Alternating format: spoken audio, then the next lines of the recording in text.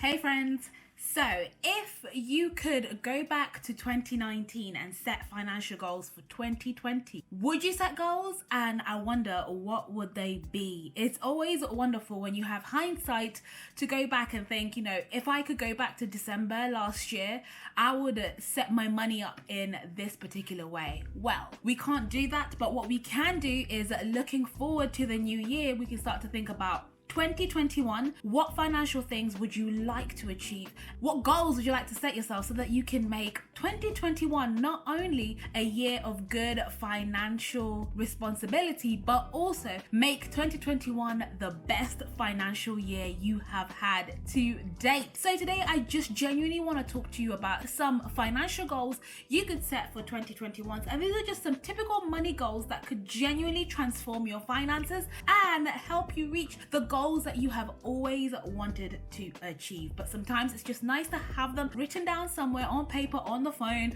any device that you would like, but just have something that you can focus your mind on and work towards. So if you are looking for ideas of goals you should have, here are some of my favorite money goals and some of the goals that I'm going to be putting into my financial plan for next year that will help me understand exactly how I will save and spend my money. And if you enjoy that, please make sure to hit that like button. And of course, if you haven't done so, join our community as well. So the first one is to start off by making a master plan of your financial goals. And to do that, all you will do is sit down and write down every single goal that you would like to achieve with your finances. So it can be anything from something really small, like having a set amount to go out for your friends' birthday meals, or it could be something really huge that you would like to achieve, like buying a brand new house or buying a brand new car. Whatever it is, everything that you would like to achieve, I want you to write it down. And so you create a list of all the things that you would like to achieve, and then you can start to think about how and when you can achieve this. This will give you a big picture objectives of how you are going to dedicate your money in the next coming year to reach some of those goals. So whether it is small or whether it is large, we are now going to have a list of things that we would genuinely like to achieve. And then once you've done that, you can start to think about whether or not these are short-term or medium-term to long-term goals.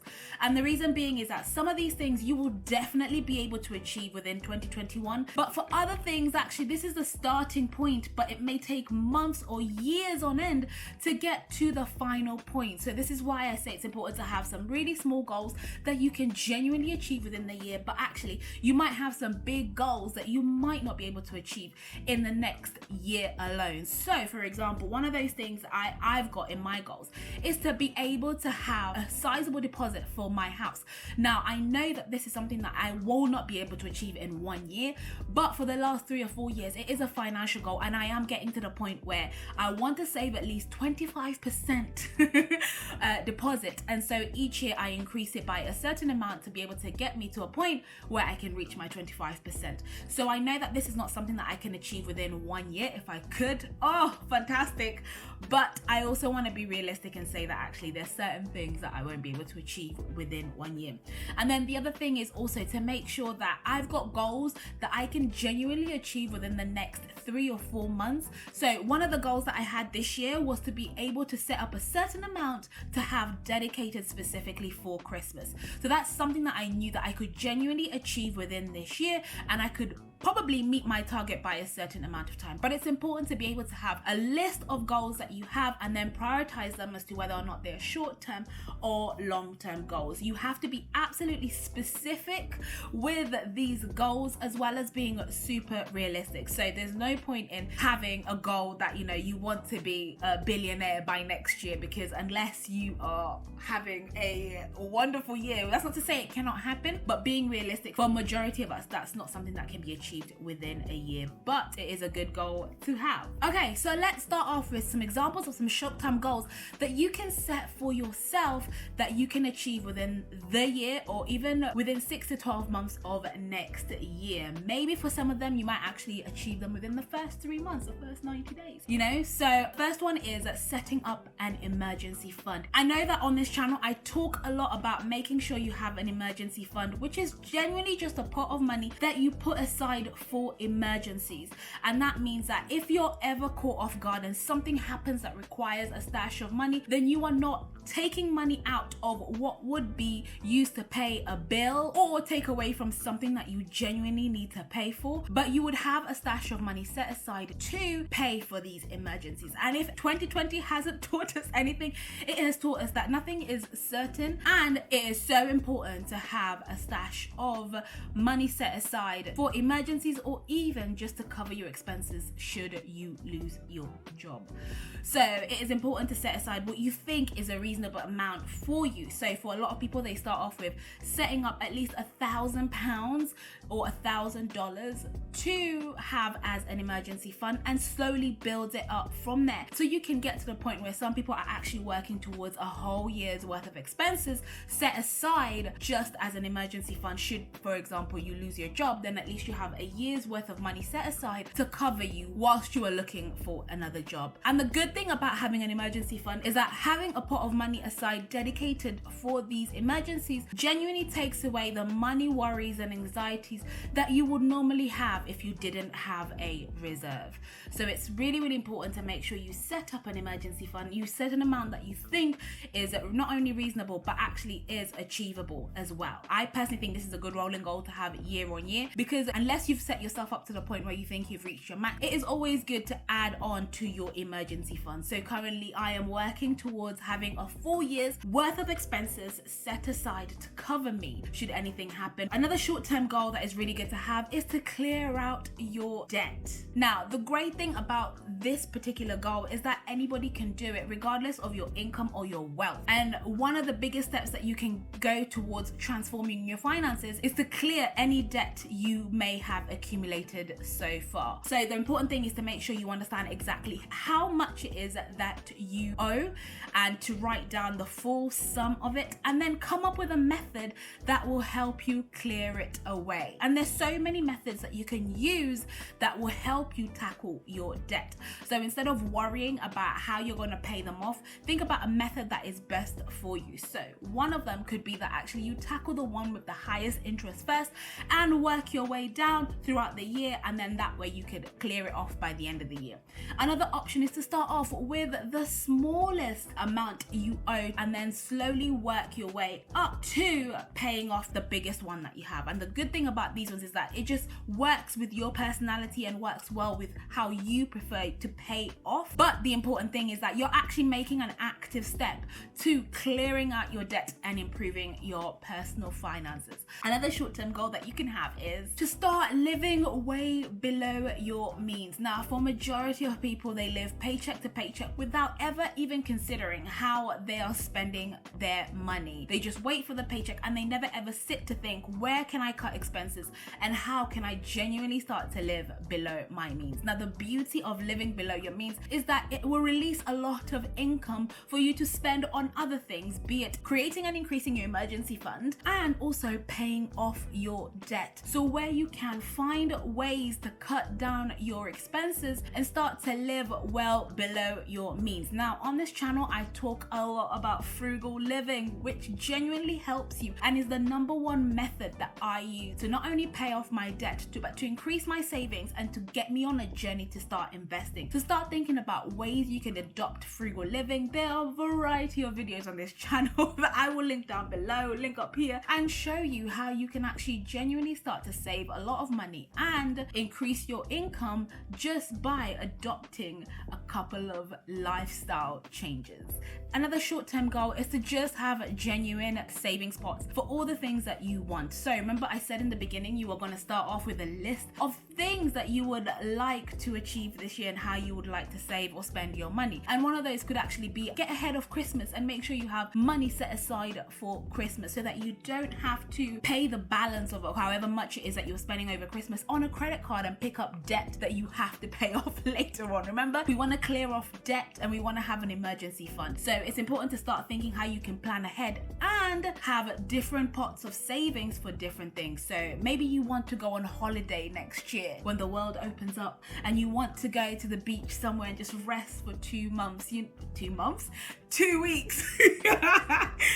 So it's really, really important to have a dedicated pot of money that you can save into for those things that you want. Create different savings pots for the different things that you have and slowly start to pay into them, knowing exactly how much it is. Another thing that you can start doing in the short term is to start thinking about how you can invest more. So it's important to save your money, and it's important to cut down on your expenses and release more income to do the things that you need to do, like clear out debt and have an emergency fund and savings for different things. But it's also important to start thinking about how you can invest your money and make your money work for you. So we know that something called compound interest is a magical thing, and it's a wonderful thing because it just means that your money makes you more money the longer the time frame. So we know that actually if you invest £1 now into something that will yield a high interest, then your money will be worth a lot more later on in life. So you can start investing in the stock market, you can start investing in fine art, you can start investing in property, whatever it is that you want to do. I would suggest that you start making your money work for you. So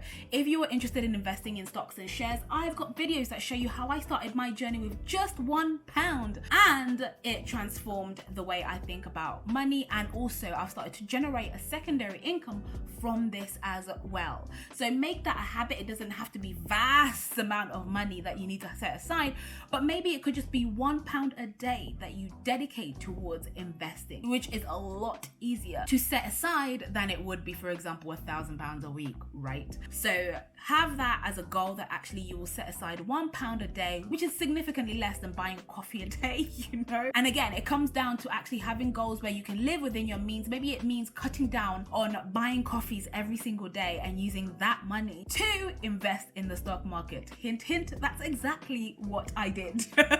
And it's generated me a great return. Now, let's move on to some midterm/long-term goals, because we recognize that sometimes it's a journey and it's a process, and there are things that you want to achieve, but you won't be able to achieve them in 1 year. And so it's important to start off somewhere. So one example could be to have a house deposit fund. So if you are somebody who is looking to purchase a property, you know that actually maybe you might not be able to do it this year, but you would like to think about maybe in the next 3 years, you would like to have your own home, your own bifold doors, your own garden and so forth. But you need a sizable deposit to enter the market or even to move to your next property. So one of the financial goals that you can set for yourself next year is to genuinely work hard at increasing your deposit fund. Now, I have mentioned you could be using some of your other financial goals to help you reach this goal as well. So, you know, living below your means could help you release some income. Maybe it could be that actually you cut down your spending on clothes and use that money towards saving for your house deposit. And that's a journey that you can start next year with the hopes of having your X amount in 2 years' time or in 3 years' time. Another example of a long-term goal that you can start next year is if you want your children to go to university or college and you know that that's an inevitable cost that you will have, then that's something that you can start saving in the new year and slowly and surely build up to a sizable amount by the time your child gets to university. So you can imagine, instead of waiting until they're 15 or 16 to start thinking about, oh, how am I going to support them during that time of their life, it's a lot easier to think, actually, if I just put aside £10 now and they're only 2 and grow it over time, that will give you a sizable amount by the time your child gets to the age where they are going to university or college. Alternatively, what I would actually suggest is to start investing for your child and letting that money work for you, so that by the time your child gets to university, then not only have you saved a sizable amount of money, but that money is compounded and has made you even more money. So start putting aside some money towards your child's university, or maybe just in supporting them in buying a house, buying a car later on in life, or just genuinely making sure they have a sizable amount of money to support them in their adult life. Because let's be real, adulting is hard. So it's really, really important to start now and start with small amounts of money, and later on this will build up and obviously build up a sizable pot of funds. And like I mentioned before, it's a lot easier to consistently put aside a little bit of money over a long period of time than it is to think about how you are going to find large sums of money later on in life. This is a really good example of a long-term goal that you can start now that is highly beneficial. And then another example is one that you can actually start next year but may take a long time to get there, and that is paying off your mortgage. And it could be that actually you want to pay off your mortgage a lot earlier than you have signed off on your terms and conditions. So you could start off by having a plan to pay overpayments next year so that you can pay off your mortgage a lot quicker. But again, that's another long-term goal that you won't be able to pay off your mortgage all of it by next year. If you can, fantastic, you are amazing. You should be giving me tips on how to do that. But if you cannot do that, and I think for majority of us we're in that category, we can start to think about actually we want to be mortgage free in the next 5, 7, 10 years time. And so what we will start is a plan towards ensuring we can start to pay it off slowly. And then you can think about next year increasing your payments to help you with the overpayment. And so those are just a couple of money goals that you can set for yourself in 2021, not only to help you manage your money a lot better, but to genuinely transform and eradicate your personal finances and your financial position as well. I hope you find them useful. Let me know, what are your plans for next year? What are your financial goals for next year? Have you even thought about your financial goals for next year? Or maybe I'm just a little bit excited. Let's just get over Christmas first. Let me know in the comments below. And of course, if you've enjoyed this video, please make sure to hit that like button and to subscribe. Also, make sure to check out these videos, which will show you everything that I'm doing around frugal living, saving money, and transforming my personal finances as I'm on a journey to financial freedom. So join me as I share my tips and tricks that will help you too. And until the next video, thank you so much for all your support. Do take care. Bye. Mwah.